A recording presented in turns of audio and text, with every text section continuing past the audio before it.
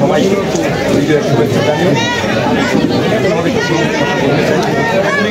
আপনারা সবাই জানেন যে আমরা দীর্ঘ এক সংগ্রামের মধ্য দিয়ে একটি ভয়ঙ্কর শৈল শাসনের পতনের মধ্য দিয়ে ছাত্র জনতার জীবন ও রক্তের মধ্য দিয়ে আমরা একটি নতুন বাংলাদেশ পাচ্ছি।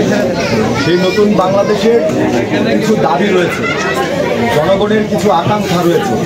সেই জনগণের আকাঙ্ক্ষার প্রতি শ্রদ্ধা জানিয়ে আমাদের একটি বিষয়ে খুব ভালোভাবে মনে রাখা উচিত যে আমরা যে গণতন্ত্রের জন্য সংগ্রাম করেছি, আমরা কিন্তু নিজেরা শৈল শাসন হবার জন্য নয়। আমরা যে অধিকারের কথা বলেছি, যে অধিকারের জন্য সংগ্রাম করেছি, সেই জনগণের অধিকার হরণ করার জন্য। আমরা যে মানবতার কথা বলেছি, বর্তমানে দানব হয়ে ওঠার জন্য। আমাদের প্রত্যেককে যার যার অবস্থান এবং জায়গা থেকে এটা স্পষ্টভাবে মনে রাখা উচিত, আওয়ামী লীগ যে সমস্ত কাজকর্মের সাথে জড়িত ছিল, যেভাবে মানুষের উপর জুলুম করেছে, অত্যাচার করেছে, নির্যাতন করেছে, আমাদেরকে তার বিপরীতে মানবতার পক্ষে কাজ করতে হবে। এই লক্ষ্যে আমাদের যেই মেসেজটি দিয়েছে, যে সাম্য ও মানবতার যে সাম্য মানবতার ডাক দিয়েছে, আমাদের সবাইকে সেই সাম্য ও মানবিক বাংলাদেশ গড়ার জন্য শপথ করতে হবে, সেই লক্ষ্যে কাজ করতে হবে।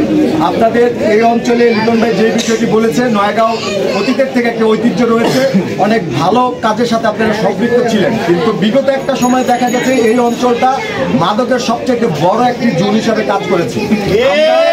বাংলাদেশের যুব সমাজকে মাদক মুক্ত করার জন্য চাইবো, এই সমাজের যারা আছেন তারা আপনাদের এই অঞ্চলের আপনাদের সন্তানদের ভালো রাখার জন্য এই অঞ্চলে যাতে কেউ মাদক ব্যবসার সাথে জড়িত না হয়, মাদকের ব্যবসা যাতে না হয়।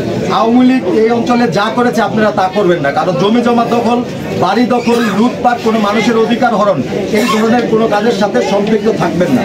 আর আপনাদের আরও বেশি দায়িত্বশীল এই কারণে হতে হবে, আপনাদের এই পঞ্চসারের একজন মানুষ, একজন নেতা, যিনি মুন্সিগঞ্জ, এই আধুনিক মুন্সিগঞ্জের রূপকার হিসেবে যিনি নিজের পরিচয় স্থাপন করেছেন, যিনি জীবন্ত একজন কিংবদন্তি নেতা, জননেতা আল্লাহ আব্দুল্লাহ আপনাদের এই পঞ্চসারেরই সন্তান।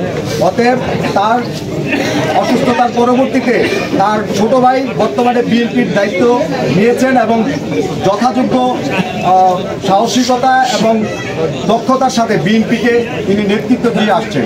এই আপনাদের পঞ্চসার ইউনিয়নেরই কিন্তু তিনি সন্তান। অতএব আপনাদের অনেক বেশি দায়িত্ব, আপনাদের এই ইউনিয়নের একজন নেতা মুন্সিগঞ্জ জেলার নেতৃত্ব দিচ্ছেন, তার ভাবমূর্তি রক্ষার জন্য আপনাদের এই অঞ্চলে অনেক বেশি আপনাদের কাজ করতে হবে শান্তি এবং মানুষের অধিকার প্রতিষ্ঠার লক্ষ্যে। আজকে অনেক সময় যেহেতু আমার আসতে একটু দেরি হয়ে গেছে, সবাই অপেক্ষা করছেন, আমি আমার বক্তব্য দীর্ঘায়িত করবো না। সবাইকে ধন্যবাদ জানিয়ে, সবার সুস্বাস্থ্য কামনা করে আমি আমার বক্তব্য শেষ করছি। ধন্যবাদ।